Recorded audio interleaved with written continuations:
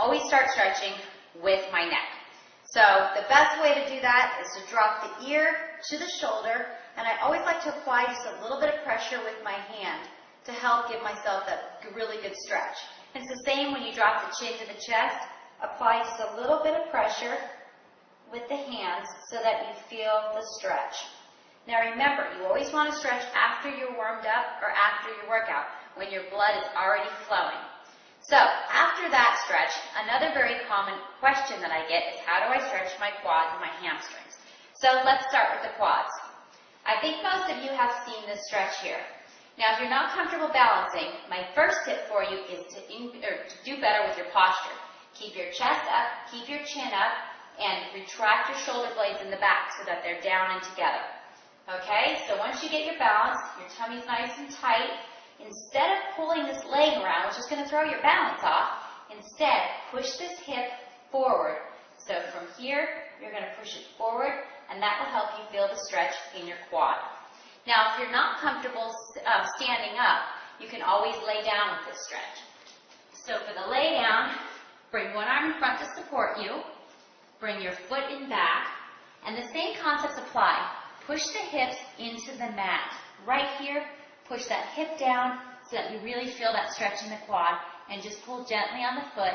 And if you can't grab the foot, that's fine. You'll get a good stretch right here as well.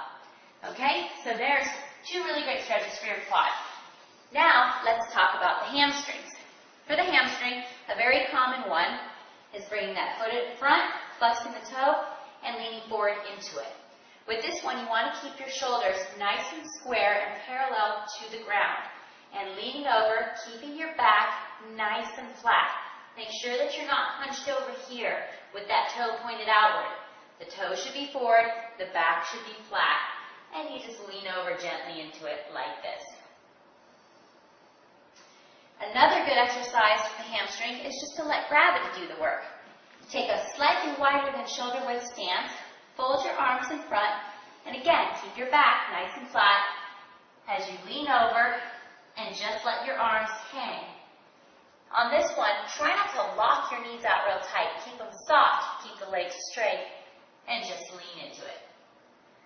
Another really important thing with stretching is your breathing technique. You want to inhale, and then as you exhale, lean over into the stretch. Okay? Now I'm going to show you a hamstring stretch sitting down. This one you've probably seen before as well. So, with this one, keep those toes flexed, pointed up towards you. Keep that back nice and flat. Inhale, and as you exhale, lean over into the stretch. Now you'll notice how my chin and chest are up. I'm not in this position, which I see all too often. You're better off to be up here with a straight back and your chest and your chin lifted than to be down here all curled over. Okay? And then from here, I want to show you one of my all-time favorite exercises. You guys should do this every day. It feels so good. Keep one leg straight, bend one leg up, and cross this over, and take the head and the other arm over to the other side. Just like that. And of course, you'll want to do both sides. So the knee comes up so it's parallel to the other one, and crossing over and turning the head the other way. From here, a really great stretch is to bring both legs up, cross one over, reach through the center, and pull in. And I'm also pushing out with my elbow on my knee here. And you'll feel that stretch all through your glutes and all through here. So, now let's talk about the upper body. With your upper body, we all carry all of our tension right here. So most people, when they stretch their upper body, they're still up here. Not the point. Relax those shoulders down, consciously push them down, which is why I like to start with this stretch first. Bring them down here and really concentrate on stretching those shoulders down and back. You can also fold your arms in the back like this and just push those shoulder blades down and together. So from here, bring those arms out to the side and cross one over. A common mistake I see on this one is people bringing that arm across their neck rather than across their chest. okay? And again, of course, you'll do both sides. Now, a good stretch for your triceps is bring those arms both straight up over the head and drop one down.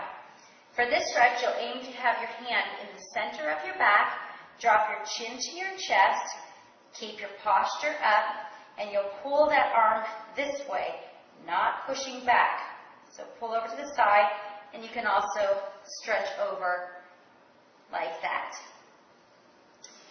For the biceps and the chest, some of my favorite exercises are standing in a door frame. Make sure that you keep that palm supinated or palm up and lean over into the door frame, and you'll feel that stretch all through your chest and also through your biceps. So that should be enough stretches to get you guys started, and I'll be back with more in a tip later down the road.